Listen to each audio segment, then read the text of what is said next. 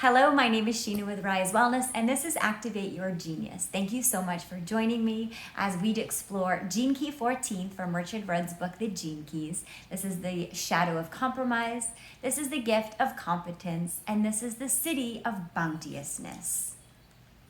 If you watched my video last week, we discussed the programming partner to this gene, which was Gene Key 8. And this was the shadow of mediocrity. So last week we explored the question, is formal education really necessary? So we arrived back into that place this week where Richard Rudd will talk about the compromise that we are actually born into. So when we, at the moment of conception, arrive into this human form, we inherit all of the life experiences that our mom had during the pregnancy, during the child labor. And we also know, if you've watched some of the other videos, that we also carry with us these samskaras. So these are the energy that gets stored in our consciousness that reincarnates with us. So therefore, according to the gene keys, we arrive in physical form compromised. So when we go and talk about formal education, we also inherit all of these programs that are running that we get sort of indoctrined into us through our education system. So by the time we graduate, a lot of us have foregone all of the aspirations that we had to live a life that's comfortable, to make a career choice that's safe and reliable and offers some stability, and maybe it has nothing to do with our passion. And that's really a lot of what this contemplation this week is about, is are we compromising our true gifts and dreams for a life that gives us the illusion of comforts and safety? So already our collective consciousness has a lot of shadows around this 14th gene, and we can see it in a lot of ways. So it starts with the way that we think about work. Because of the way that we go through this school system, we attribute work to effort, right? So in our education, we have schoolwork, then we have homework, and then we graduate and we work 40 hours at our job, and then we want to do self-improvement and we're doing the self-improvement work, we're doing the work. Or if we want to dig into our shadows, we're doing shadow work. So we always have this connotation in our language that work means effort, effort means monotony and dullness and mediocrity. That's the programming partner to this. So our education system, because a lot of our creativity gets really stamped out of us, turns us into thinking that this work is not playful, it's not curious, it's this compromise that we have to do because it's socially acceptable. So when we're young, we aspire to be these Olympic athletes and these figure skaters and these rock stars and famous singers. We want to change the world, or we want to go to space. We're unconsciously projecting all of these inherent desires to excel in some area of our lives, but a lot of the adults around us think that they're just some passing phase that we're in, that we'll grow out of, and we don't get those skills honed in on a lot of the time. So over time, that fire in us begins to go out a little bit.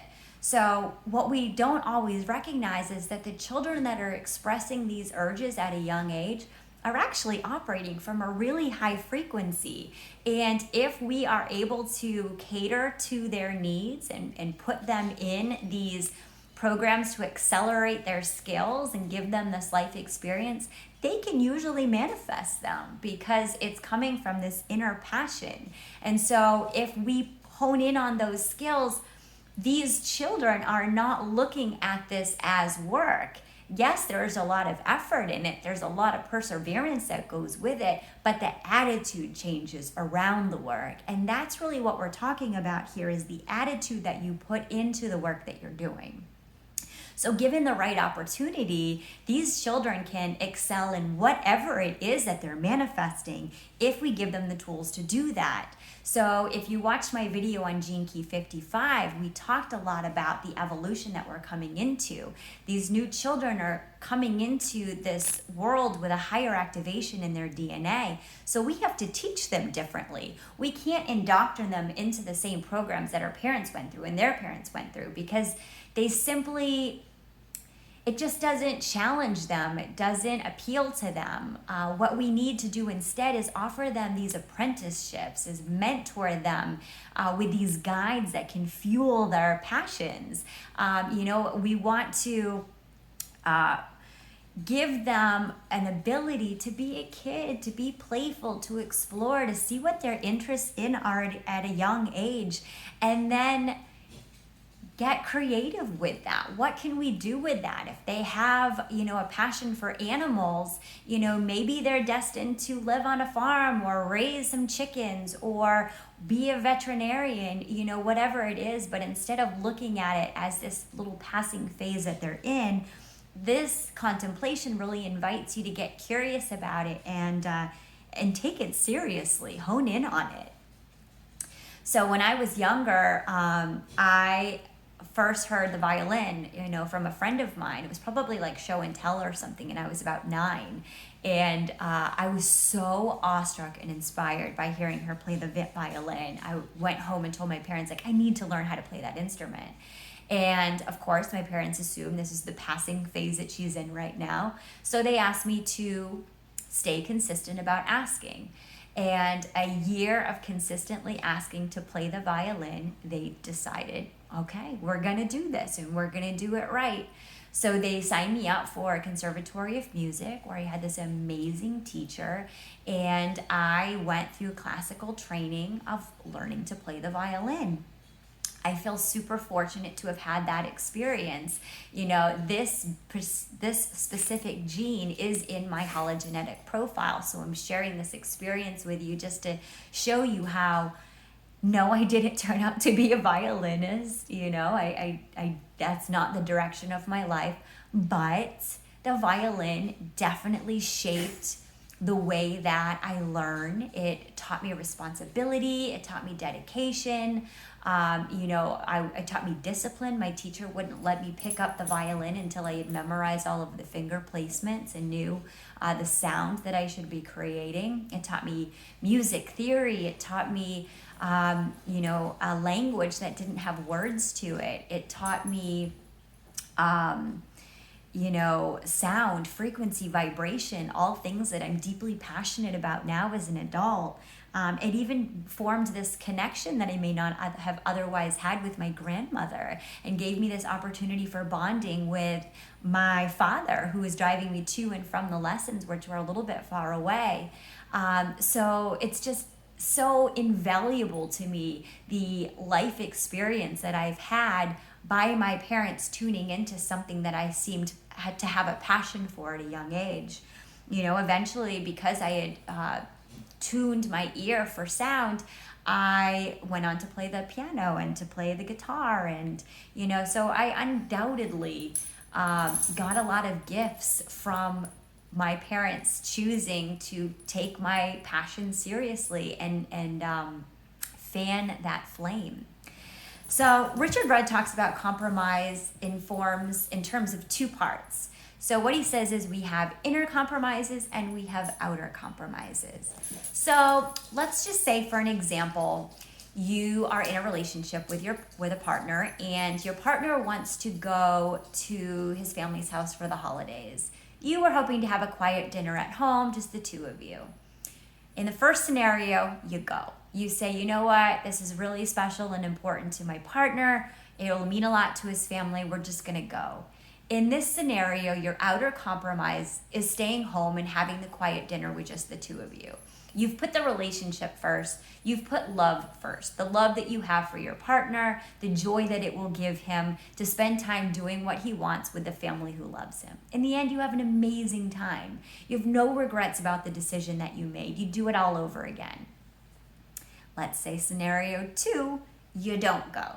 You decide you really feel more comfortable staying at home, just the 2 of you, and your partner is maybe a little bit less than satisfied. Maybe the day is mediocre at best. By the time your head's hitting the pillow at night, you feel like you have some regrets. This is inner compromise, and this is what we're talking about with this gene here. You didn't show up for your partner the way that you wished you would. You chose comfort and safety over love. There's always two frequencies that we operate on. It's love or it's fear. If you're choosing something that's comfortable, more than likely you are operating from a fear frequency. So at the end of the day, you might have some regrets about that. Your partner might even have some doubts about the relationship if you're not willing to put something that's really special and important to him first. So this inner compromise might actually cost you a lot in the long run. At the very least, it's disrupting your ability to fall asleep feeling good about your decision that day. So at the end of the day, we're always going to have to make compromises. But we have to decide what is the outer compromise and what is the inner compromise. Say we want to start a business. Well, we can't only do the things that we love about the business, right? At some point, we have to make the collection calls. We have to do the grunt work. We have to build the website, the whole nine. If we are moving in the direction of our dreams, which is to build this business, live this entrepreneurial lifestyle, then these are outer compromises because they're still fueling the deep desire within to have this, whether it's freedom with your time or it's abundance in your finances, whatever it looks like you, these outer compromises are still keeping the energy within you because you're still moving in the direction of your dreams. Whereas if you choose to live as a cog on the wheel in this business that you're really unsatisfied with, that burning desire with you starts to diminish. That flame goes out. When we say that we're burnt out, this is what we mean. When people come home from work on a job that they're not satisfied and they flip on the TV and they binge watch until they fall asleep, they're not tired. They're burnt out. Their fire is diminishing. They are not deeply fulfilled and feel the sense of purposelessness that they should, that we all should with our lives. So if we are working towards our dreams, we're willing to make all these outer compromises because we know that we're transforming the attitude of the work that we're doing because it's bringing us closer to our end goal. So the 14th gene key is part of the codon ring of fire. So that suggests that the genius in us, it really is a spark that needs to be fanned into action. So people who stay on this low frequency really end up giving up their dreams, and their inner compromises lead them to live these mediocre lives that are unfulfilling and, less than desirable. So we all have genius in our genes, The reason that I call this whole series Activate Your Genius is because I'm inviting you to tap into something that's already there and fan it into action. This isn't work. This is play. This is sacred play. Getting into manifesting your desires and knowing what they are. That's what this gene is all about, is actually taking the time to say, what does fuel me? What is my call to service? What am I here to do? So a lot of us recognize this from a really young age. Like I said, maybe we wanted to be an athlete or a famous singer or what have you. But if we didn't end up going in the direction, or that little ember was burnt out by the adults around us, then a lot of us end up compromising our lives. And this shadow frequency is associated with the poverty consciousness. It's impossible to get to a place of prosperity if your life is built up on compromise. So prosperity only emerges when we're doing what we really love. It fuels us. And when we have that fuel driving us, we manifest all kinds of abundance. But in the shadow frequency, this is where our poverty consciousness comes from. If you're watching this video in live time, you're seeing it all around you right now. I mean, we always are, but right now especially, we are facing a lot of price increases on gasoline. And it's just, you can't go anywhere without someone talking about it. And this is just, something to be aware of. When you hear all of this lack and scarcity mindset all around you, that's how you know we're living in a shadow state. And it's so easy to get on that frequency because it's all around you. The radical work here is staying off of that frequency, because prosperity is our birthright. Abundance is all around us if we choose to concentrate on the mindset of being abundant. We have an abundant amount of deep belly breaths that we can take and love that we can manifest if we keep our mind and our hearts open to receiving. So in a repressive nature, these are the people who are impotent. So this shadow frequency, as always, is rooted in fear. The more we compromise in our life, the more powerlessness we become. So this gene is closely related to our sacral chakra. Our sacral chakra is all about our sexuality and our creativity. So there's a double connotation between this word impotence. So these people who are impotent can actually lose their fertility if they continue to stay on this path of choosing compromise over prosperity. So our sexual vibrancy and fertility rises and falls all throughout our lives depending on our level of fulfillment. We can actually deplete our fertility if we stay long-term on this shadow frequency. So someone in this repressed nature might come across as a people pleaser. Sometimes these shadow frequencies can be a bit subtle. So, they seem really easygoing and go with the flow and accommodating, but really they're impotent because they don't have the courage to ask for what they want and to ask for what they need. Another example of this poverty conscious or this scarcity place that we're in on this gene is all the fertility clinics that are popping up around, all the Viagra commercials that we're exposed to.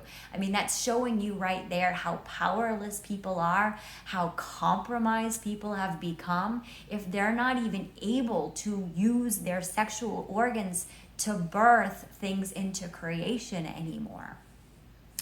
So the reactive nature of this low vibration is enslaved.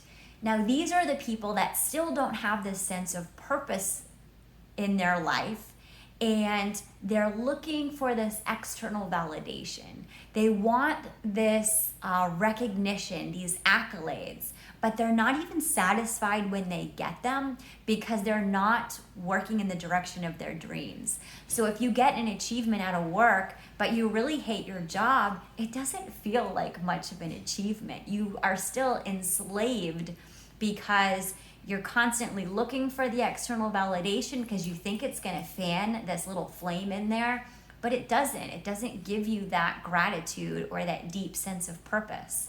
On a reactive nature on the programming partner, these are the people who are artificial. So they might look on social media like they're living these really glamorous, amazing lives, but they don't have that deep feeling of satisfaction of doing what they love. So they're really just looking again for the external validation that recognizes their efforts.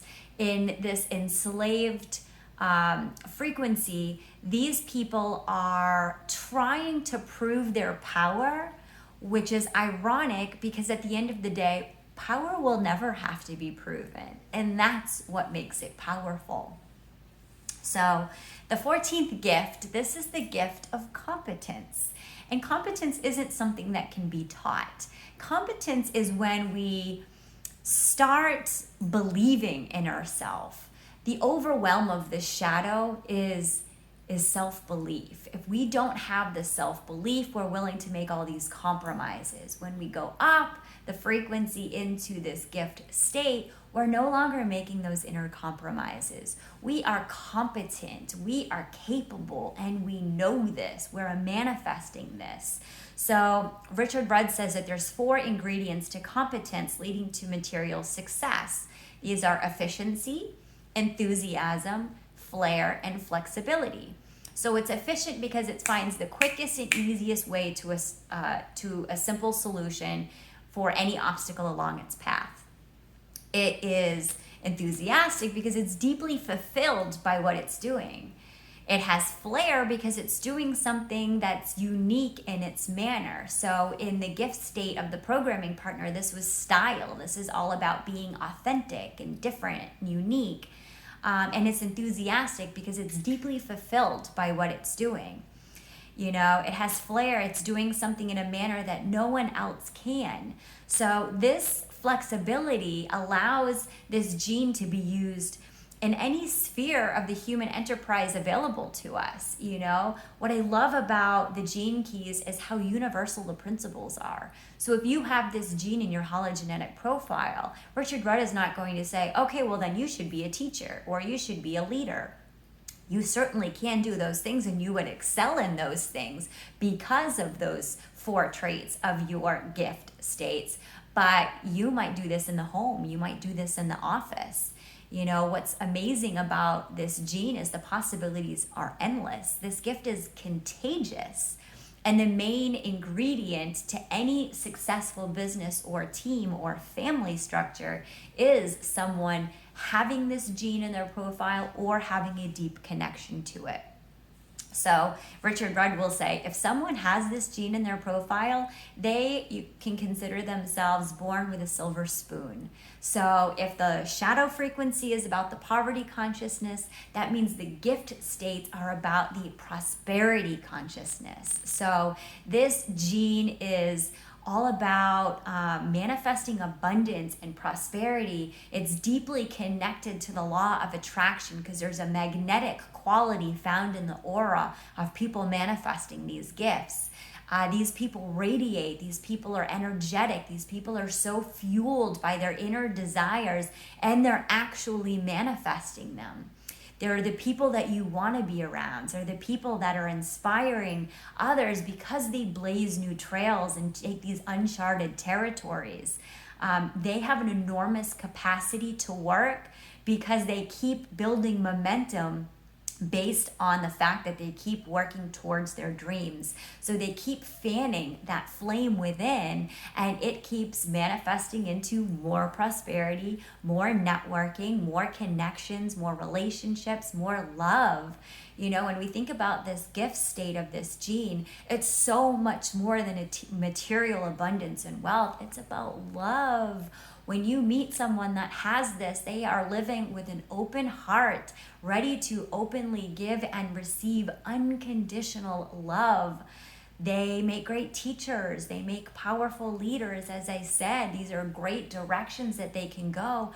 But they also make amazing mothers. They become the backbone of the family because they can instill in their children this emotional and spiritual nectar into their kids. They're the backbone of the family. They inspire their partner, and they create this amazing place for everyone to really grow and flourish. They are really so competent in all of their endeavors. They're so able to undertake any new tasks that comes its way because everything that they do is fueled with passion behind it. It's coming from a place of love.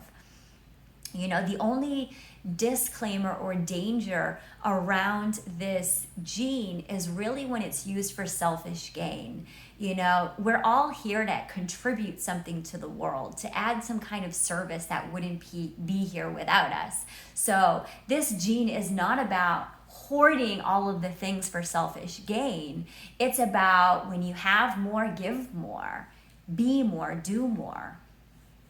So as I touched on in this earlier, this 14th gene is super flexible. So this competence is in the aura field. It can translate into anything that you touch. So these people that are manifesting this competence, it's not a skill, it's an attitude. It's something that's in their auric field. They add a fearless confidence and capability to handle anything in a realistic and a focused way.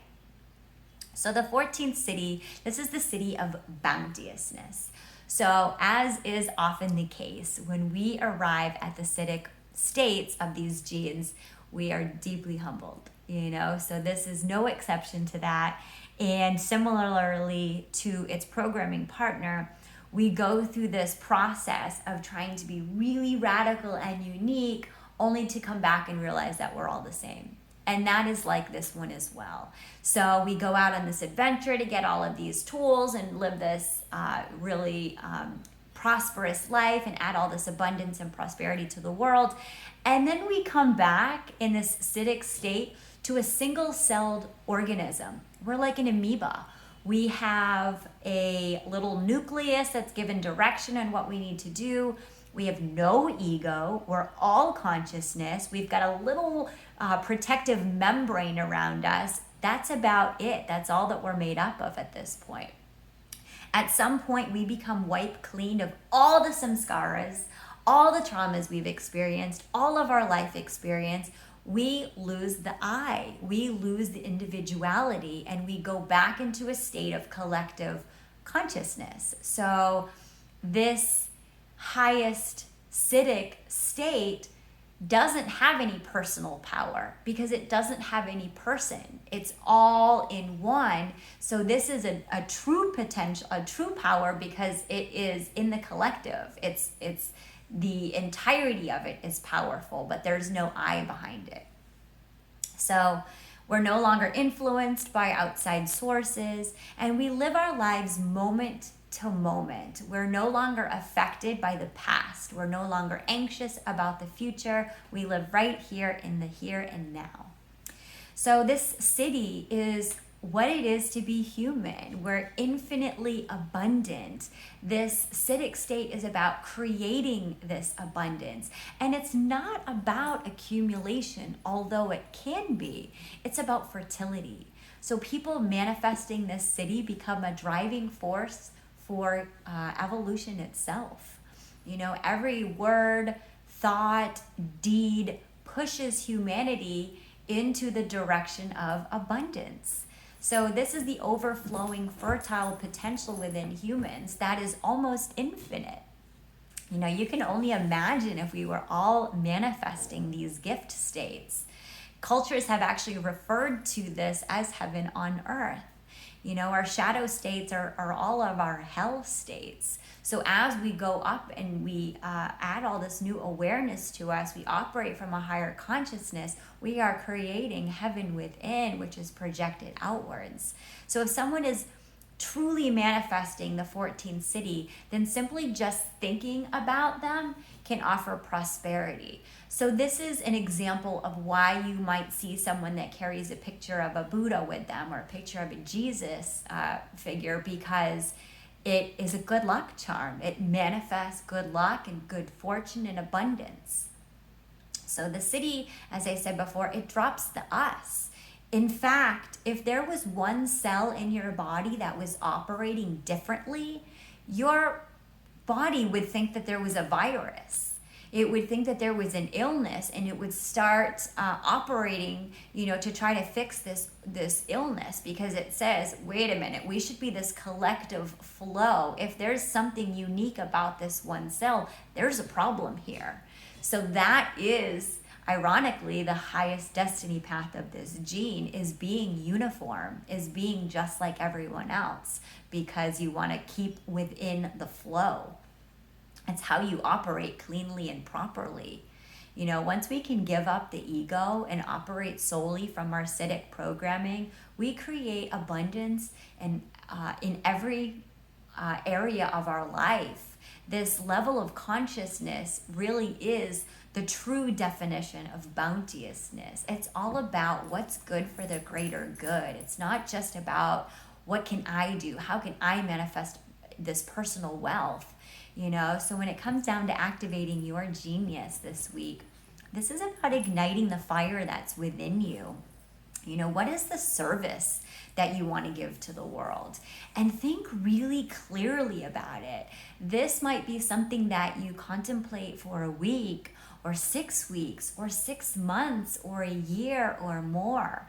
So this week, what I'm going to do is I'm going to put these contemplative questions in the description box so you can return back to them, because what I invite you to do is get really clear about your manifestations, really clear about the service that you want to offer the world, because as I said, this is for the greater good. So if we manifest it and all of our visions are simply self-fulfilling, we might not manifest the true abundance that goes to our greatest gifts. That there might be some compromise, or that might be coming from a fear, lack, or scarcity place. And I invite you to contemplate that. But yeah, get really clear about your vision and then come back to it. You know, this gene isn't a set it and forget it. It's one of those that you keep coming back to. So by having these questions in the description, I hope that you can maybe set a calendar reminder on your phone and come back to this. You know, maybe you come back in a week and you look and you say, this was my vision. Have I made any compromises this week around this vision? And if I did, were they inner compromises or were they outer compromises? Do I want to start a business and that means I don't have time for TV? And isn't there an outer compromise about giving up that TV? Because there is a show that I really like that I've decided is not worth the 60 minutes a week for me to watch, you know, but because that gives me 60 more minutes to work towards my vision, I'm not making an inner compromise. Or is it vice versa? It's staying in a job that's really toxic, that you really don't love. It's not bringing you any fuel. It's burning you out.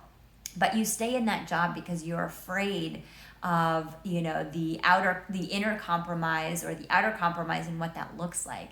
So I just really invite you to get really detailed with, what are you here to do? And a lot of times this is going back into that inner child.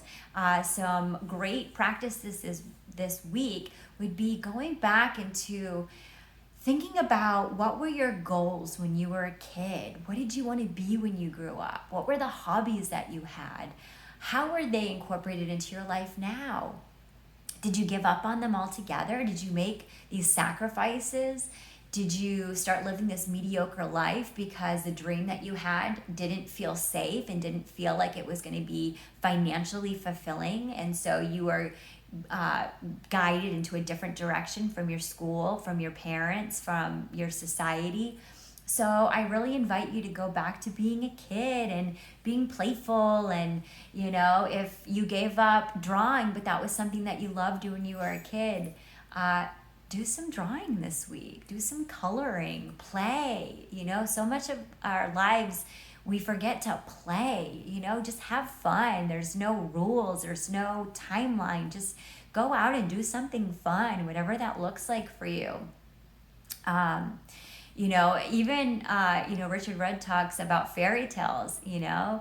If we don't have children in our lives, there's a good chance that we stopped hearing these stories when we grew up. Well, maybe it's a time to revisit some of these fairy tales, because they're not for the kids. They're for the adults reading the stories to the kids. So what were your favorite stories, and what were you so inspired by with those stories?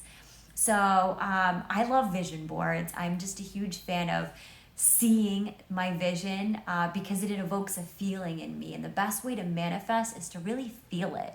So I invite you to make a vision board. You know, so I learned this practice last year that I really love. And when it comes to manifesting, it's to get all of your chakras involved in the process.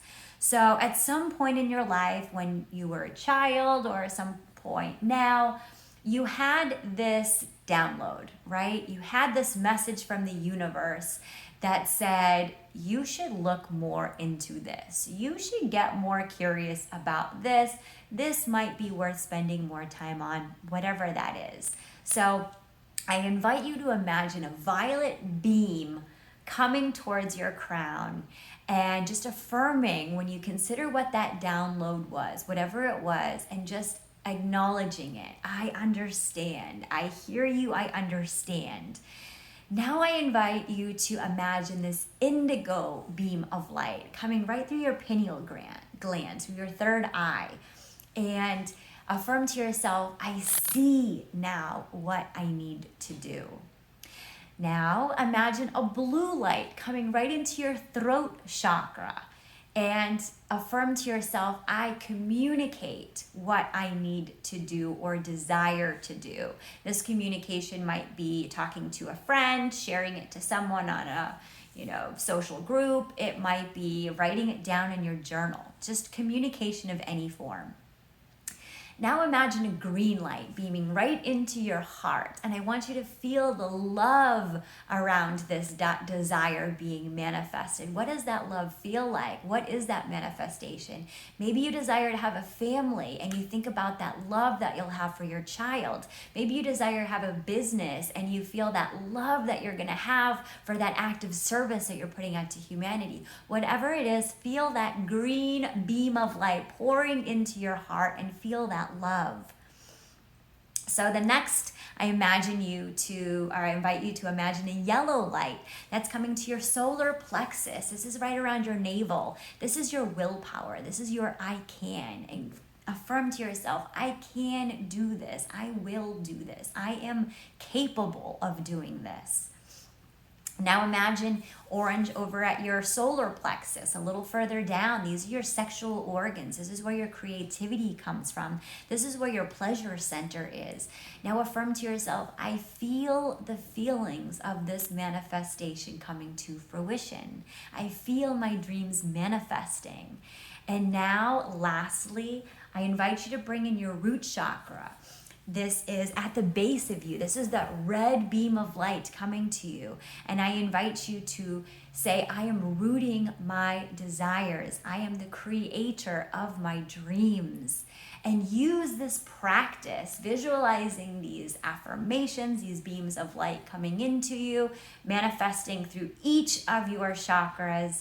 I promise you this tool for manifestation, getting all of you involved in it, is really, really powerful. So lastly, because this is all about igniting the fire within, I invite you to be curious and playful with this. So Richard Rudd talks about in his contemplation of this gene that he built a fire from scratch. He used kiln and a friend taught him how to do it. And this is like, I am doing that soon. I can't wait to do it. I'm so excited about it. And part of my contemplation this week around this gene is knowing that individually we can go fast, together we can go far. So my first step in this practice was asking for help, and that's not something that always comes easy to me. But a lot of this gene, especially because it's in my hologenetic profile, reminds me that this is a gene that wants to work in a team. Whether it's 3 people or up to 15 people, this is a gene that thrives with partnership, with teamwork, with a collection of people around it. So I know that if I tried to build my fire by myself, I can do it and I'm capable of doing it. But this gene really invited me to ask for help from someone from a gift state and someone that's living in their gift state. So it's not a codependent ask. This is saying, I want to build my own fire. I want to start a fire. Do you also want to start a fire? Do you want to build fires together? And I invite you to be curious about this exploration, because this is your sexual chakra. This is about your creativity. So maybe building that fire is tapping into something else for you. But I invite you to really be playful with that, be curious about it. The big question always comes down to, what is the service that you want to give to the world? Are you ready to step into that power? As we talked about last week with Marianne Williamson's quote, so many of us, we're not afraid of our inadequacies. We're afraid of our power. We're afraid of stepping into our power. So this week, I really invite you to step into your power. Don't forget about this contemplation. Don't forget about your dreams. Too often we've had them stamped out at us at a young age, or maybe it's through schooling, or maybe it's through this humdrum job that we have. But whether this is the first time that you've ever done this or the 50,000th time that you've done this, start right now with the tools that you have. Be clear about what you want. I promise you can make it happen. Abundance is your birthright. Prosperity is your birthright. You playing small does not serve humanity. It serves no one. That is what makes that inner flame go out. This week, I am inviting you to fan the flame with others. Invite other people into this contemplation with you. Manifestation in the collective is really powerful. So, as always, I appreciate you for being here so much. Thank you for taking the time. I love you so, so, so much. The light in me, the fire in me sees and honors the light and the fire within you. Namaste. I love you. Really?